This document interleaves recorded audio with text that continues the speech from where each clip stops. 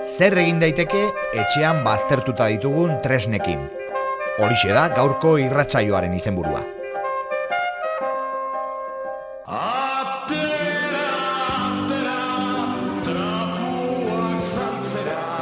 Kalera jo dugu hiru elkarteetako informazioa izateko. Caritaseko Aitor da lehen elkarrizketatua. Kaixo Aitor, zuek zer jasotzen duzue zuen bilketan? Guk arropa bakarrik jasotzen dugu, ez ditugu jostailuak eta altzariak biltzen. 2 urte daramatzagu San Marcoseko herrietan parrokietako arropa biltzen. Eta ze arropa jasotzen duzue? Edozein arropa jasotzen dugu. Eta noiz jasotzen duzue arropa gehien? Urtaro aldaketekin jasotzen dugu arropa gehien, eta batez ere, uda pasa eta gero. Normalean, arropa ona jasotzen dugu. Zer egiten duzue bildutako arroparekin? Jasotako arropa garbitu egiten dugu, eta Irunen daukagun dendan eta herrietako merkatuetan saltzen ditugu.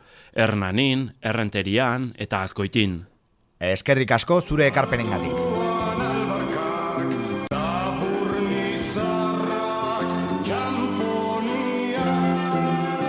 Bigarren gonbidatua Gurutze Gorriko Maria dugu. Kaixo Maria, hasi altzarete jostailuak biltzen. Bai, abenduaren 22 arte irekita daukagu jostailuak jasotzeko kanpaina. Hau da, jostailu zaharrak edo erabiltzen ez ditugunak jasotzen ditugu. Edozein jostailu jasotzen duzue? Guk gerrarekin zerikusirik ez duten jostailua jasotzen ditugu, eta puskatuta baldin badaude ere, konpontzen saiatzen gara. Berdin dio, puzzle zahar bat edo bizikleta bat izan.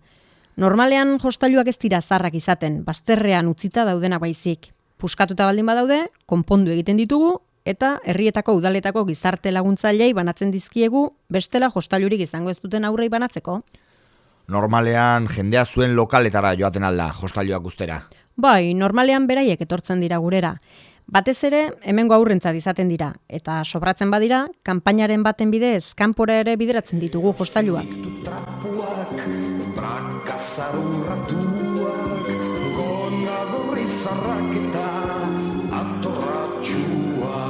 Hirugarren gonbidatua Bizkaiko Rezikleta elkarteko Amaia da.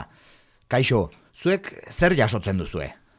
Guk berreskuratu daiteken guztia jasotzen dugu. Altzariak, arropa, etxetresnak, produktu baten bizitza luzatzea da gure helburua eta erabiltzeko moduan dagoen edozer jasotzen dugu.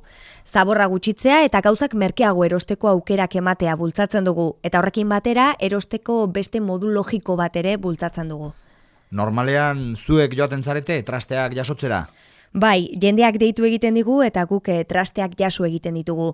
Adibidez, telebistak ez ditugu jasotzen, arazo handiak eman dizkigulako, baina bestelako etxetresnak bai, guk konpondu eta Basauriko eta Bilboko dendetan saltzen ditugu.